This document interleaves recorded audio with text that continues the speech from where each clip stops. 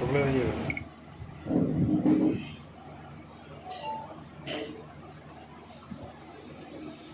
एक मिनट हुए बैनर लगा के अपने अपने घरों पे लोग धरना दें, और ये नए तरीके का एक प्रयोग है इस महामारी अधिनियम से। कहीं भी सार्वजनिक स्थल पर नहीं है, घरों पर अपने अपने घरों करना हम लोग आयोजित कर रहे हैं। सोशल डिस्टेंसिंग का ध्यान रखते हुए उसको धारा 144 भी लागू है। धारा 144 लागू है, तो हम 3 लोग 2 लोग 1 लोग अपने घर पे बैनर लगा करके सांकेतिक धरना होगा। भाई आपने क्वारंटाइन पूरे मोहल्ले को कर दिया, तो आपको पूरे मोहल्ले की नीड्स, नाश्ता, पानी, खाना, सारी चीजें देना चाहिए, और आप कुछ नहीं दे रहे। आपके केरल में आपके जिन जिन मोहल्लों को उन्होंने सील किया, उन्होंने मोहल्ले में सारे लोगों को नाश्ता, पानी, खाना दिया। आपके पास कुछ है नहीं। आप यहाँ के बनियों को हटा के 100 पैकेट 200 पैकेट लेते हो, और उसके बाद बनियों की पिटाई भी करते हो। तो जो चालान करते हैं उस समय इनको इंश्योरेंस कंपनी अपने साथ में रखनी चाहिए, और अगर हमारा इंश्योरेंस नहीं है तो उसी समय पैसा लेकर के इंश्योरेंस कर देना चाहिए। धरना सोल्यूशन होगा क्या? नहीं, सॉल्यूशन हो या ना हो, हम अपनी बात कहने के लिए स्वतंत्र हैं। हम अपनी बात कहें, उसके बाद अगर इसके बाद नहीं होता है तो फिर आगे अगली रणनीति। जैसा कि आप बता रहे हैं कि इंश्योरेंस को लेकर चालान कर रहे हैं, ऐसा नहीं है। 2 आदमी बैठ रहे हैं, मास्क नहीं है, हेलमेट लगाए हैं, उसके बहुत सी ऐसी चीज़ों को लेकर पुलिस चालान कर रही है। उसके बारे में आप क्या कहेंगे? उसके बारे में हमारा ये कहना, ये तो एक प्रकार से शोषण हो रहा है। ये तो एक मान लीजिए हम मास्क भी लगाए हैं, हेलमेट भी लगाए हैं, और जो है हमारे कागज भी सही हैं, उसके बाद भी वो ये कहते हैं, क्या कहते हैं कि आपका जो है एक मास्क देते हैं और 100 रुपये ले लेते हैं। 20 रुपये का मास्क और 100 रुपये लेकर के रसीद दे देते हैं, और इसके बाद चालान भी कर देते हैं। मतलब आपका कहना है उद्देश्य में पुलिस का धनोपार्जन है, धनोपार्जन जनता को सुविधा नहीं देना, नहीं सुविधा नहीं देना है और शोषण है, सुरक्षा भी नहीं करना। हाँ, अब मान लीजिए हम घर से निकले, हमको दूध लाना, कोई हमारे यहाँ आ गया, हम गए, उन्होंने हमारा चालान कर दिया। हम कह रहे घर से ला करके कागज हम भी दिखा रहे हैं, तो कहते नहीं। जो जिस तरह से लोगों की मदद कर रहा है, और अभी मसौली में एक कांड हुआ है जिसमें उन्होंने आपने आरोप लगाया है कि जो नसरुद्दीन था उसको पकड़ के पुलिस ले गई, जो निर्दोष था। क्या पूरा मामला था? इसमें किन किन लोगों ने इनकी सिफारिश की थी?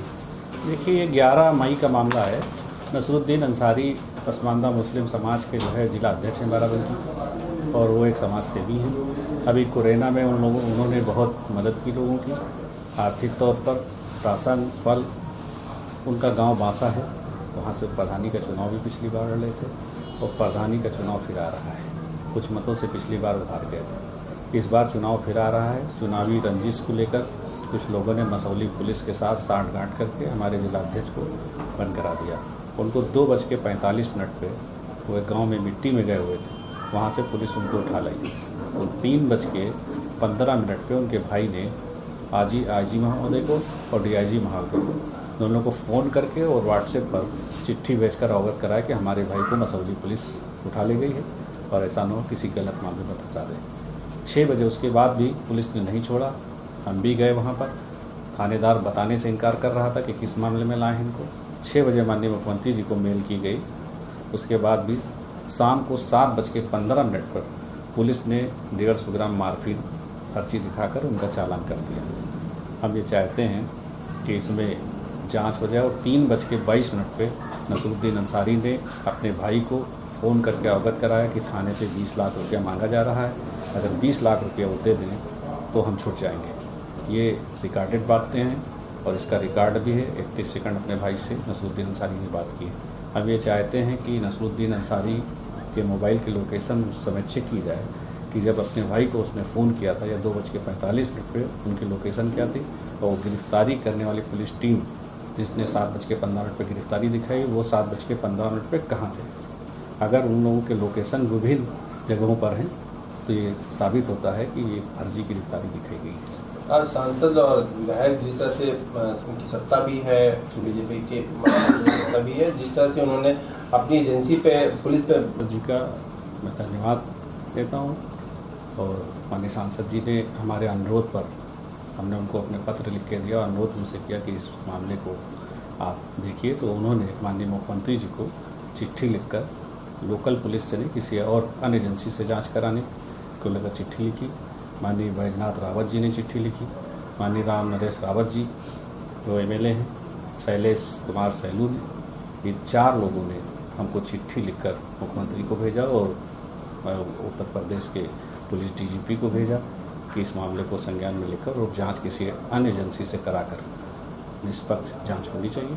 लेकिन आज तक बड़े अफसोस की बात यह है कि सत्ता पक्ष के कई विधायक और कई सांसद की चिट्ठी लिखने के बाद भी आज तक कोई कार्रवाई नहीं हुई। तो जिस तरह से एक कौम को फंसाया जा रहा है तो कहीं ना कहीं इनका मनोबल बढ़ रहा है।